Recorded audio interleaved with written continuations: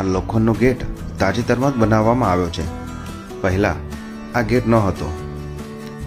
અહીં અંદર આવતાની સાથે જ મને આ સૂચના જોવા મળી, જેમાં લખ્યું હતું, અંદર મંદિર હોવાથી ગંદકી કરવી નહીં અને પોતાના શૂઝ અને ચંપલ બહાર ઉતારીને જ અંદર પ્રવેશ કરવો. તો આપણે સનાતન ધર્મને ધ્યાનમાં રાખીને આપણા શૂઝ બહાર જ ઉતારી દીધા છે અને ત્યારબાદ જ આપણે આ વાવમાં પ્રવેશ કરીશું. હવે વાત કરીએ આ વાવની રચનાની. જેમ જ તમે પ્રવેશ દ્વાર પાસે પહોંચો ત્યાંથી જ તમને પ્રાચીન કળાનો અહેસાસ થવા લાગે છે. પ્રવેશ દ્વાર પર કોતરેલા હાથી અને વાઘના આકારો આજે પણ ત્યાં જોવા મળે છે. આ વાવ પૂર્વથી પશ્ચિમ દિશામાં બનાવવામાં આવી છે અને ધીમે ધીમે નીચે ઉતરતી સીડીઓ તમને જમીનની અંદર સુધી લઈ જાય છે.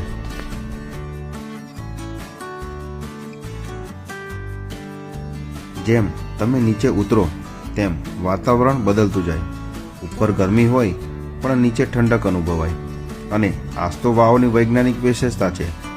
આર્કિટેક્ચરે એવી રીતે આ ડિઝાઇન બનાવેલી કે હવા સરળતાથી ફરતી રહે, પાણી લાંબા સમય સુધી ટકીને રહે અને અંદરનું તાપમાન ઠંડુ રહે.